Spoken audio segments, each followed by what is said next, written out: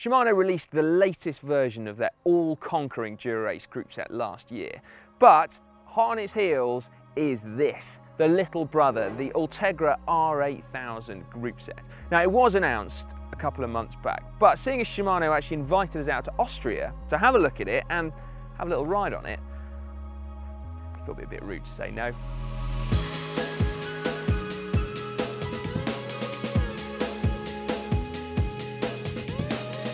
Shimano Ultegra has always promised the functionality and the durability of Dura-Ace, but at a lower price point. But recently as well, I think it's also added in a little bit of versatility, which we'll see later on, because it's not just about racing. Now, as with Dura-Ace, there are 4 options here. So you have a mechanical shifting rim brake version, which is R8000. You also have a mechanical shifting hydraulic disc brake version, which is R8020. Then you have an electronic Di2 shifting rim brake version, which is R8050. And then finally, you've got this, which is the bells and whistles R8070, electronic Di2 shifting with hydraulic disc brakes. There is a whole load of tech that is new to the Ultegra level that's trickled down from Dura-Ace. So I'm going to walk you through it, starting with shifters up there. The big news with Shimano Dura-Ace was the improvement of the ergonomics of their hydraulic levers, and rejoice, the same thing has happened here. So we've now got a smaller diameter lever body and also with shorter reach. I am told that it is ever so slightly larger in diameter compared to the Dura-Ace 9170 version, but frankly, I've held the two side by side and I couldn't actually tell the difference. Sticking with ergonomics, you also still have the reach adjust, so great for people with small hands. You can move the lever in a little bit more. And you've also got lever pull adjustment as well. So if you, like me, like a lot of lever pull and therefore more pad clearance, you can set it up as that. Or if you like a more immediate brake, so less lever pull and less pad clearance, you can have that as well. Now, that's something that we take for granted on rim brakes, but until recently it didn't used to be possible on disc brakes. Now, having a look up here, the hidden buttons from Dura-Ace Di2 have also migrated across. So on the top of each shifter, you have a little button. Now, out the box, they're not set up to do anything, but you connect up your Di2 to your phone via Shimano's eTube app, and then you can customize its functionality to your heart's content. So in its current setup here, we've got them to shift up through the cassette at the back with your left hand, and then down through the cassette with your right hand. But you can also, very coolly, actually connect these up to a third-party device like a GPS head unit or indeed your lights, and then you can toggle through screens or turn things on and off, which is very cool, like I said. You'll notice that the Di2 junction box, which normally stored under your stem here, has gone, hidden like the Dura-Ace version. So you can either put it in your bar end plug here, or like this BMC's actually got it built in to the down tube.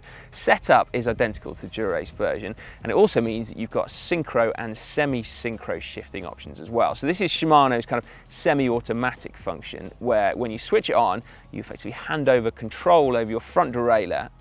Shimano does it very ably, I might add, so that you don't have to think about it. Or you've got semi-synchro, which means that when you do shift at your front derailleur, it then compensates with 1 or 2 shifts on the rear cassette to stop the jump in gears being too big.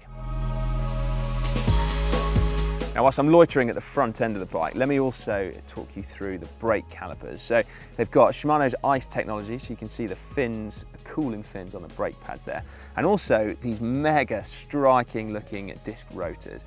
So you can see the huge cooling fins there, and also the construction of the rotor, where you've got 2 durable stainless steel outers that sandwich a lighter, more thermally conductive aluminium core. And it means that despite its pretty solid appearance, actually for a 140mm centerlock rotor, it's just 106 grams.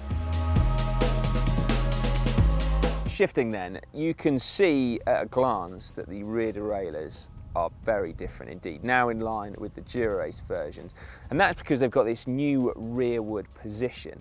And actually, this BMC is one of the first frames out there to accommodate this rear position with a dedicated and pretty striking looking new dropout. The derailleurs are compatible with standard dropouts, of course. They come with an additional connector piece that moves it back. Now, the reason that you've got this rearward position, firstly, was to improve the shifting and also the durability of the group set, because certainly higher up the cassette, you actually get greater coverage, so the chain wraps around more of the cassette, spreading the wear and also then improving the shifting. But as an added bonus, it moves the whole derailleur assembly into a more crash protected position, not just for if you fall off your bike, but even it's a bonus if someone knocks your bike over whilst you're sat in a cafe. The capacity of the derailleur, this short cage version, means that you can use an 11:30 cassette, so pretty big gear ratios there. But actually, the big news is that there's a long cage version, both mechanical and Di2, that means you can put a whopping 11:34 cassette on there.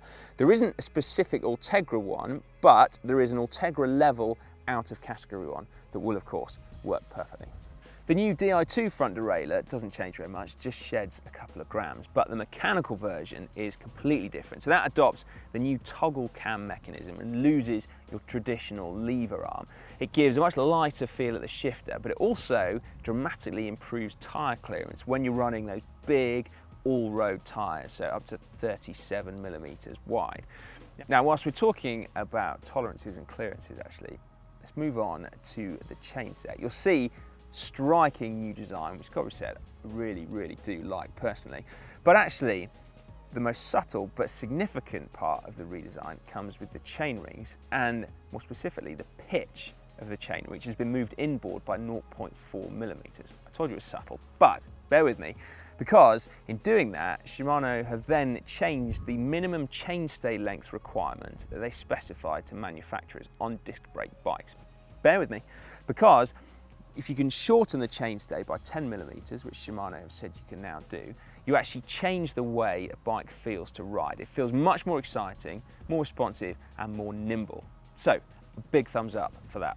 Now, that different chainset does mean that actually this isn't compatible with old Shimano Ultegra, but the chainset is the only bit that isn't compatible. Brilliantly, the rest of it is backwards compatible, even a new front derailleur with an old chainset. Finally, there are also new wheels as well, still in short supply, which is why this bike has Dura-Ace ones on.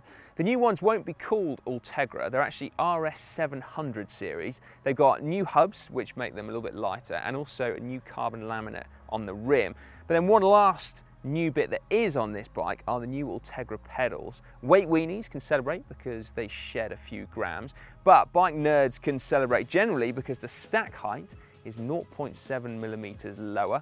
So it's one for the nerds, but also bike fitters too have reason to celebrate because there is also a longer axle version, so you can have a Q factor that's 4mm wider.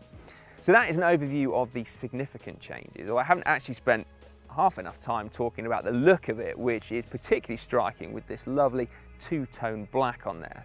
In terms of weight, you won't be saving a great deal with new Ultegra compared to old Ultegra. So in the lightest configuration, which is the 80/50 one, which is Di2 shifting with rim brakes, you'll shed 81 grams. But in order to get that weight saving, you do have to use the new wheels and also the new pedals as well.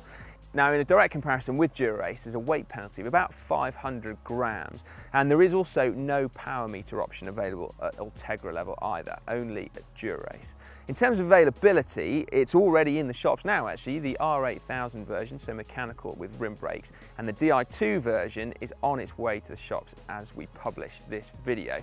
Costs, well, it's difficult to go into costs really in this video because they are specific to the region in which you live.